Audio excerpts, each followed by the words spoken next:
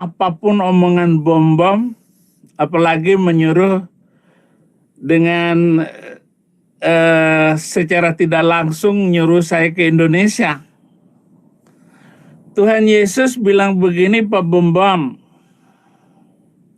bukan masalah cerdik seperti ular, tetapi apabila kamu dianiaya di satu kota, pergilah ke kota yang lain. Kalau memang Anda hebat, Anda di Indonesia, silakan. Jangan sembunyi kuku karena Anda hidup di Amerika, Anda cari uang. Tapi itu urusan pribadi Anda. Anda marah. Kenapa Anda bilang orang Kristen gila? Kalau saya mengatakan penyaliban adalah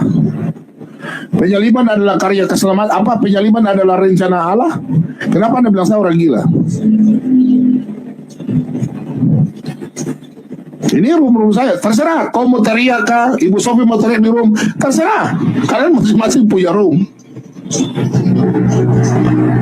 Kalau memang kalian hebat, seperti saya, kaki saya di sebelah di kuburan, kaki saya di sebelah di penjara. Tapi puji Tuhan, sampai sekarang saya nggak pernah namanya mau menghina. Saya berdebat. Kalau memang kau tidak menghujat, kenapa kau lari ke Amerika? Botol kau. Hah? Kenapa tersinggung, Abi? Jangan bawa-bawa ayat Alkitab ya, Matius 10 ayat 14 ya. No. Jangan begitu caranya ya. Jangan. Kalau memang kau tidak menghina, kenapa kau lari ke Amerika? Hah? Kau aja bilang, sekarang saya buka-bukaan. Kau siapa ini? Kau hebat apa?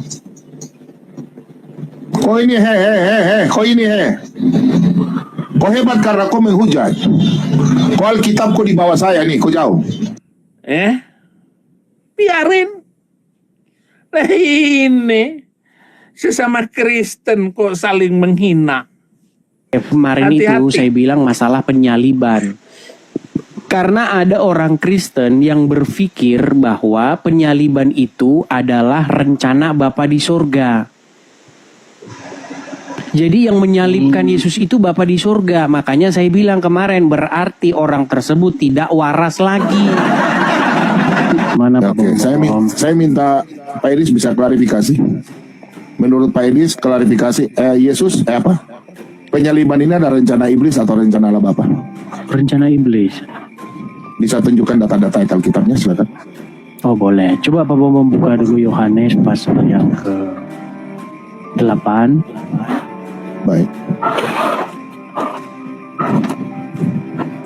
Ya, karena Pak Bom bilang mau belajar, makanya saya ajari begitu supaya ajarin saya aja, enggak apa-apa. Supaya tidak semakin banyak orang-orang Kristen yang mengatakan bahwa penyaliban itu rencana Bapa di surga. Penyaliban itu memang rencana daripada iblis.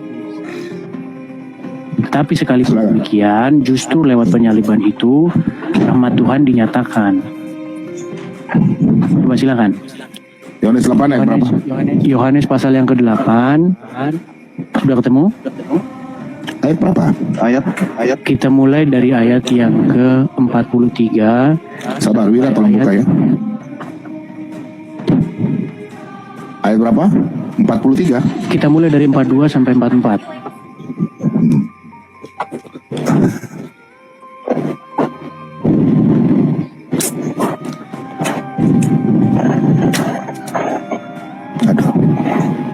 Silakan.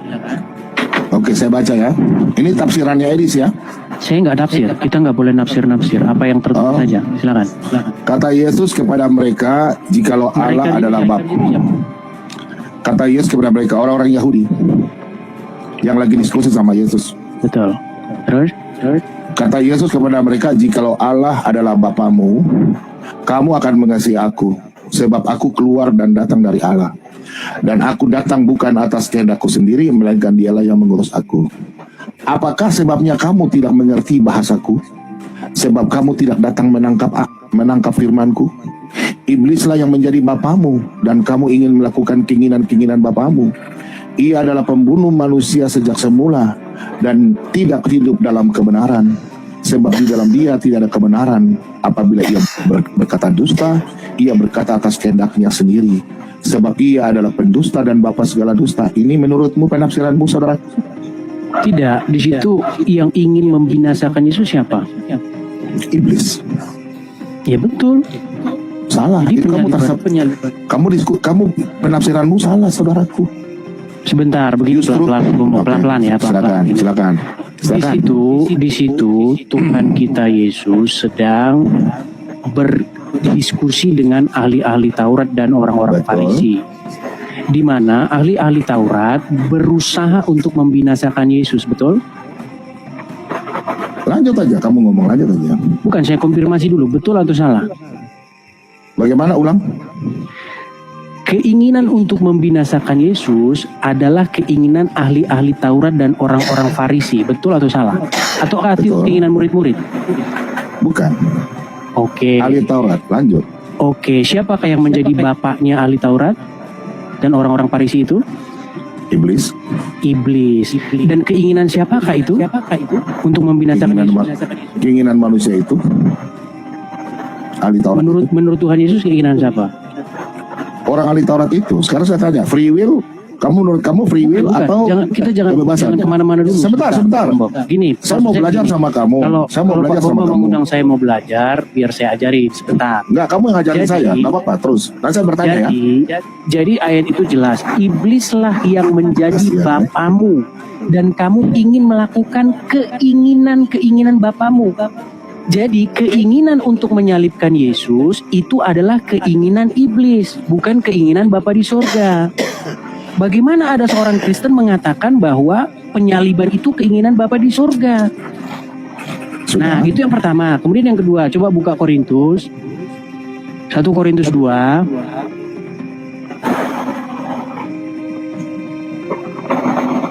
Sembilan. Bukan. Sudah? Ayat yang ke-8.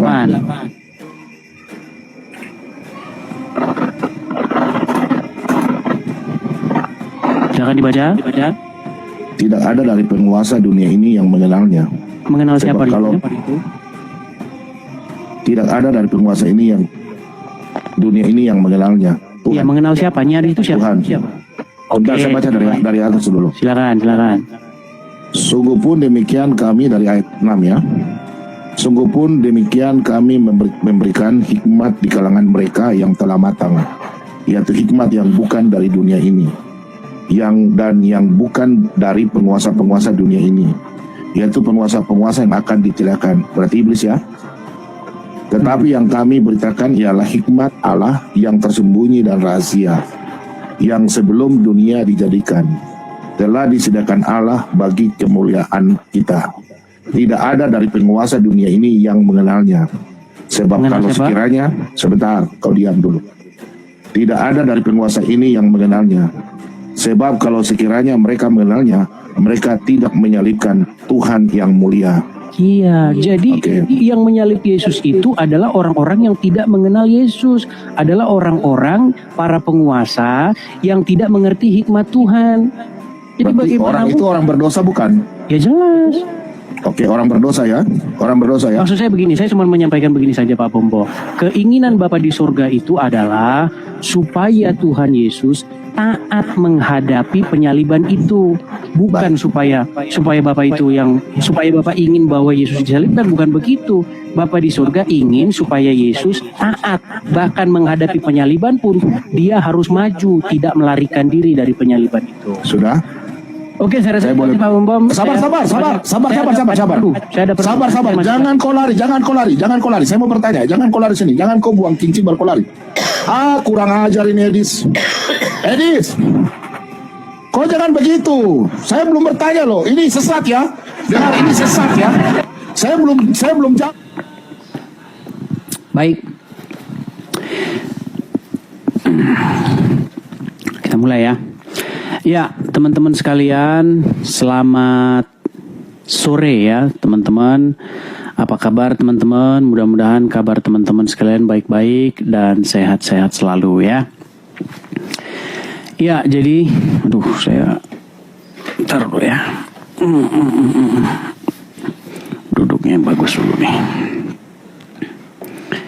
Ya silakan kumpul-kumpul. Nanti kalau mau nonton lengkapnya, ini video ini sudah saya tempelkan di YouTube saya ya. YouTube saya. Ya, teman-teman sekalian, sehubungan dengan banyaknya orang-orang yang menanggapi statement saya tentang burem, bentar. Sekarang udah mending? Sudah mending sekarang?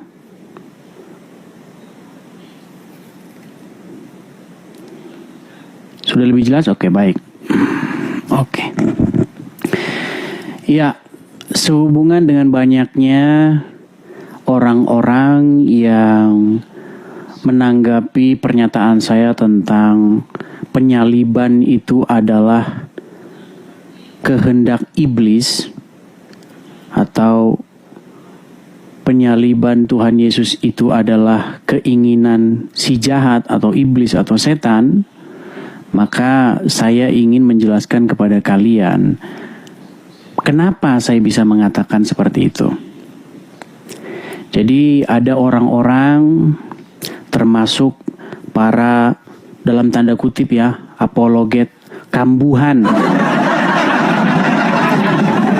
yang saya katakan sudah minim ilmu, tidak tahu apa-apa, tapi ngomong aja. Saya bukannya mau sombong kepada kalian.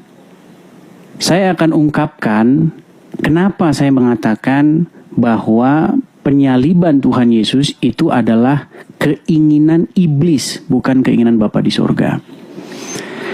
Saya akan mengambil satu perumpamaan yang diutarakan oleh Tuhan Yesus sendiri tentang seorang penggarap kebun anggur. Ada satu perumpamaan yang dikatakan oleh Tuhan Yesus, adalah seorang pemilik kebun anggur. Dia menyewakan atau memberikan kebun anggur itu kepada para penggarap. Lalu dia pergi ke satu tempat lain dan mengutus orang-orang untuk mengambil hasil dari kebun anggur itu. Tetapi apa yang dilakukan oleh para penggarap-penggarap terhadap utusan-utusan yang diutus oleh pemilik kebun anggur itu? Mereka malah menganiaya utusan-utusan tersebut. Diutus lagi, dianiaya lagi, diutus lagi dan dianiaya lagi. Lalu apa kata sang pemilik kebun anggur itu? Aku akan mengutus anakku dan mereka akan segan. Tetapi apa yang dilakukan oleh para penggarap-penggarap itu? Ketika anak sang pemilik anggur itu datang, kata mereka begini, ini adalah anaknya, ini adalah ahli warisnya. Mari kita bunuh dia supaya kebun anggur ini jatuh kepada tangan kita. Perhatikan ini, perhatikan. Pertanyaan saya, apakah keinginan membunuh anak si pemilik kebun anggur ini adalah keinginan daripada sang pemilik anggur tersebut?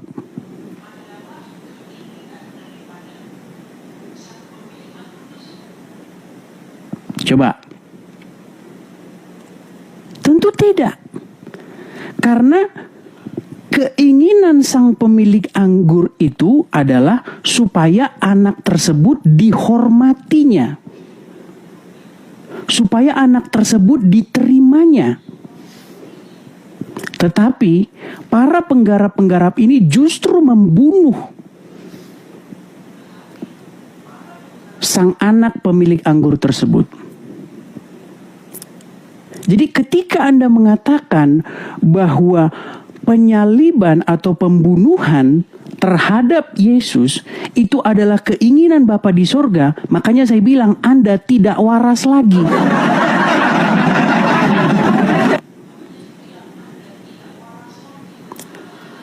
Nah, lalu apa sekarang yang akan dilakukan oleh sang pemilik anggur tersebut? Maka sang pemilik anggur tersebut ketika dia pulang, dia akan membinasakan para penggarap-penggarap tersebut dan akan memberikan kebun anggur tersebut kepada orang lain. Nah, perumpamaan ini berbicara mengenai Yesus sendiri. Perumpamaan ini berbicara bagaimana Yesus akan ditolak, kemudian keselamatan itu sampai kepada bangsa-bangsa lain. Nah, saya akan kutipkan satu ayat ya di dalam Bible. Itu ada di dalam Roma pasal yang ke-11 ya. Saya akan bacakan. Di dalam Roma pasal yang ke-11 ayat yang ke-11. Maka aku bertanya, adakah mereka tersandung dan harus jatuh? Maksudnya orang-orang Yahudi. Sekali-kali tidak. Tetapi oleh pelanggaran mereka, keselamatan telah sampai kepada bangsa-bangsa lain, supaya mereka cemburu. Sebab, jika pelanggaran mereka berarti kekayaan bagi dunia, dan kekurangan mereka kekayaan bagi bangsa-bangsa lain, terlebih-lebih lagi ketaatan mereka. Jadi, maksudnya begini. Penolakan orang Yahudi terhadap Yesus itu justru menjadi berkat bagi bangsa-bangsa lain. Penolakan orang-orang Yahudi terhadap Yesus justru menjadi pemberitaan Injil kepada bangsa-bangsa lain sehingga bangsa-bangsa lain diselamatkan. Nah, kalau orang Yahudi saja menolak, kalau orang Yahudi saja memberontak, itu menjadi berkat bagi bangsa-bangsa lain, lalu bagaimana? Terlebih-lebih lagi ketaatan mereka. Nah, ini berbicara mengenai bagaimana iblis merancangkan apapun ya, itu tetap menjadi berkat bagi bangsa-bangsa lain. Bagaimanapun iblis berusaha untuk membinasakan Yesus, bagaimanapun iblis ingin supaya melenyapkan sang Mesias, tetapi tetap saja itu menjadi berkat bagi bangsa-bangsa lain. Pemberitaan itu tetap menjadi jalan keselamatan bagi bangsa-bangsa lain.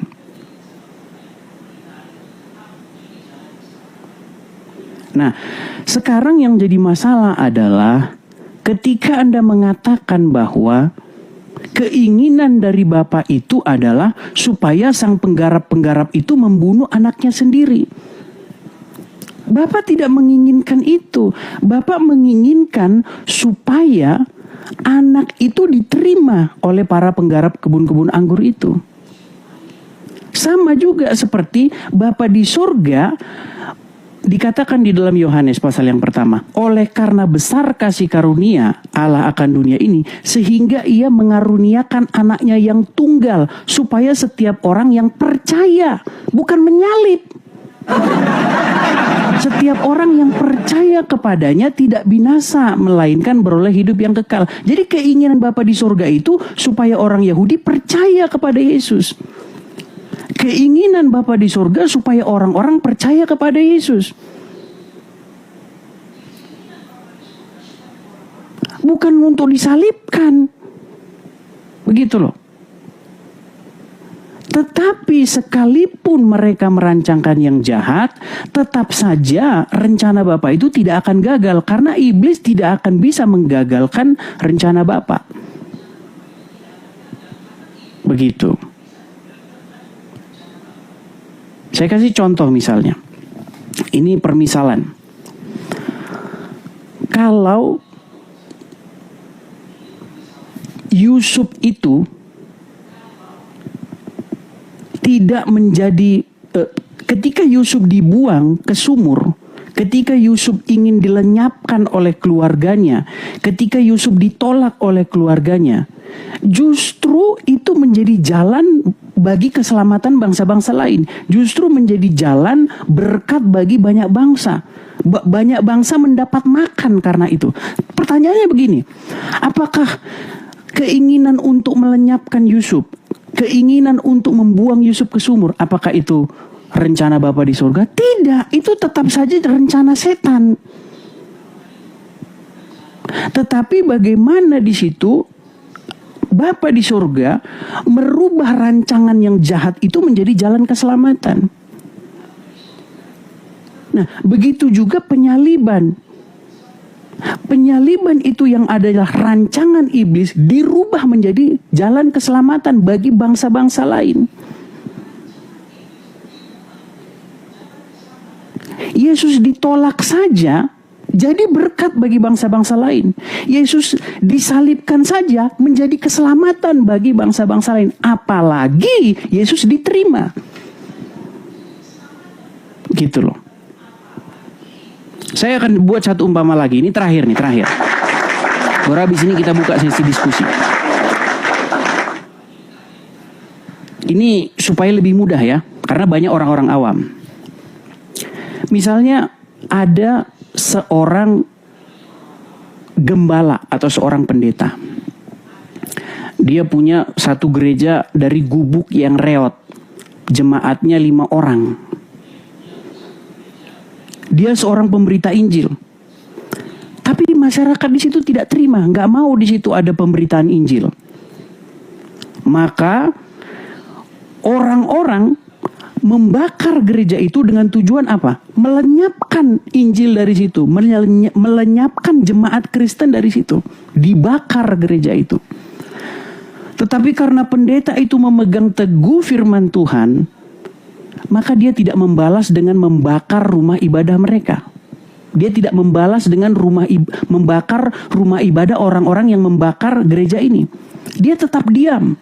Dia pegang teguh firman Tuhan untuk tidak membalas kejahatan dengan kejahatan.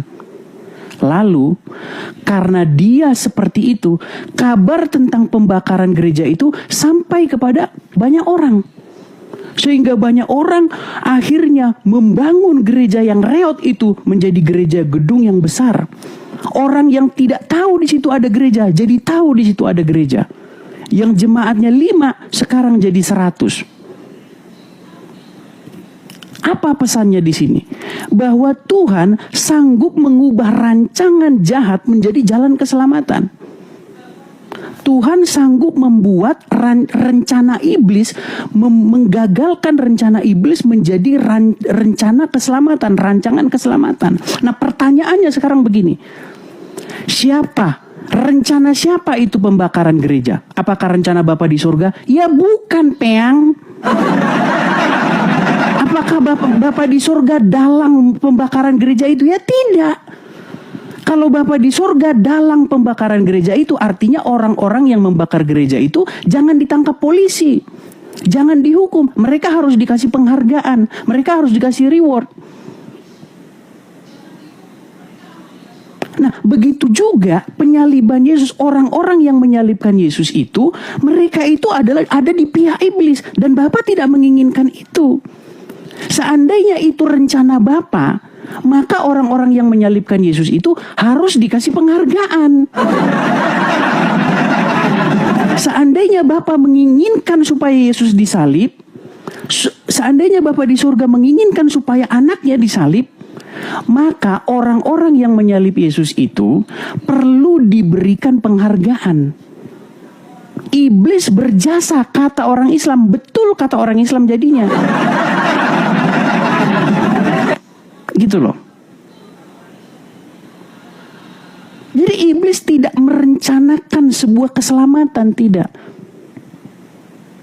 Seperti itu. Jadi makanya saya bilang kemarin, orang yang mengatakan bahwa Bapa di surga menginginkan anaknya disalib, Bapa di surga menginginkan Yesus disalib, makanya saya bilang orang itu begini.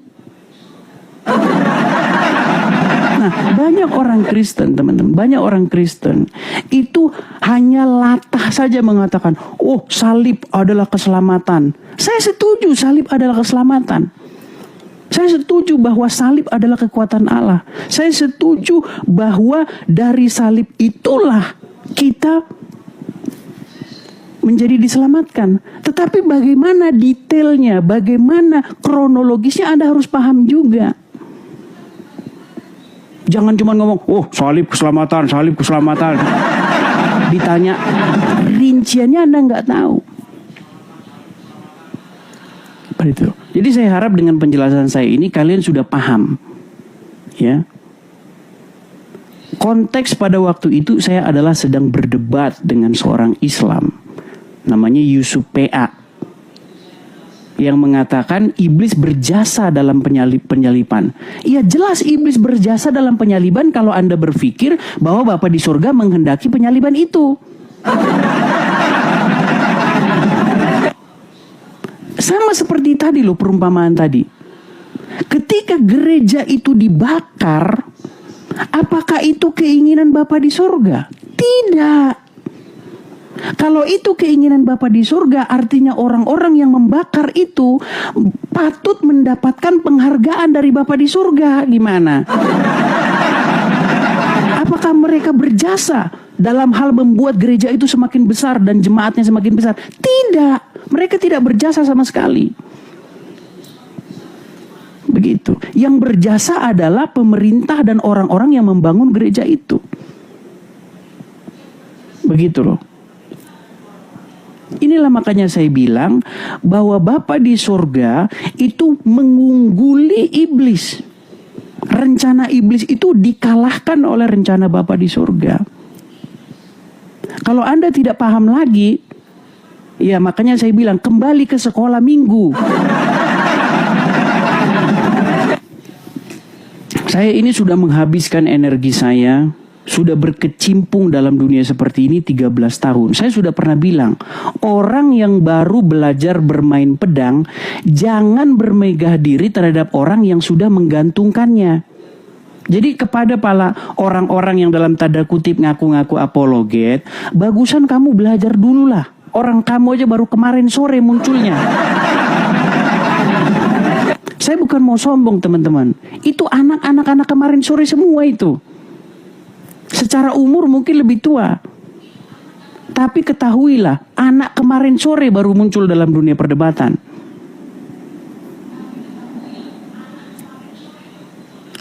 Ya teman-teman ya, jadi kalian harus paham.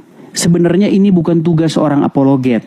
Tapi ini tugas bapak-bapak gembala gereja untuk mengajar, mendidik jemaatnya. Supaya jangan taunya cuman gereja, titip persembahan, udah pulang. Jangan begitu. Ya, selalu bertolak belakang itu. Ketika sang pemilik anggur mengutus anaknya, apakah sang pemilik anggur ingin anaknya dibunuh? Tidak. Sang pemilik anggur ingin anaknya dihormati. Tetapi malah dibunuh. Begitu loh. Nah, Bapa di surga juga seperti itu. Ingin supaya orang-orang Yahudi menerima sang Mesias. Tetapi ditolaknya. Tetapi apakah Bapa kehabisan akal? Tidak. Makanya saya bilang tadi, rencana Bapa menggagahi atau mengalahkan rancangan iblis. Justru karena ditolak, maka jadi berkat bagi bangsa-bangsa. Pemberitaan Injil itu diberitakan kepada bangsa Indonesia, bangsa ini, bangsa itu. Berkat sampai kepada bangsa-bangsa. Nah, apa kata Paulus? Apa kata Rasul Paulus? Karena pemberontakan orang Yahudi saja, keselamatan itu sampai kepada bangsa-bangsa lain. Apalagi karena ketaatan orang Yahudi. Bayangin itu, luar biasanya rancangan Bapa di surga. Makanya dirubah salib itu menjadi berkat. Jadi jangan dibilang, oh kalau gitu salib harus disingkirkan dong. Pengak kamu. Ya tidak. Justru salib itu menjadi lambang bagi kita. Ini loh, kemenangan itu ada di salib itu. Makanya seperti tulisan ini. Tulisan ini, lihat nih ya.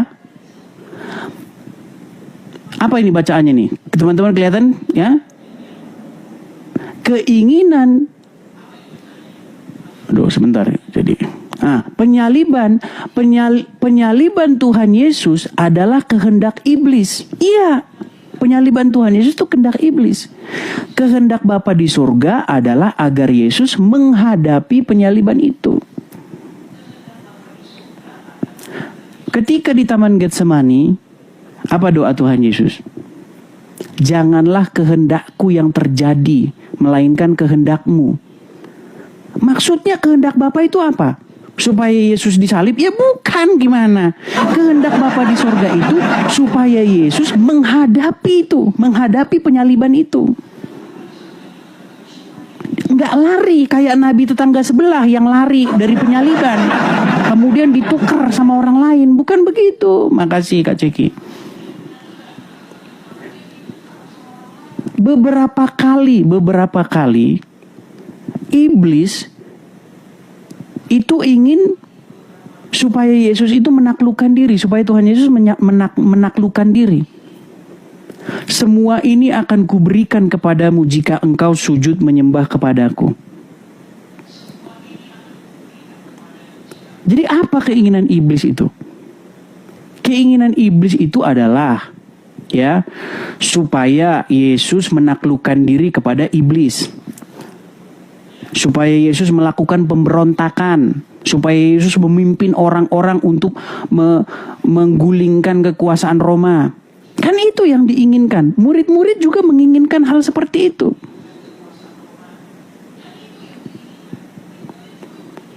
Tapi karena sudah kehabisan akal iblis, maka ini jalan terakhirnya udah binasakan saja. Tetapi apa? Justru ketika Yesus taat sampai mati, maka keselamatan itu menjadi nyata. Seperti itu.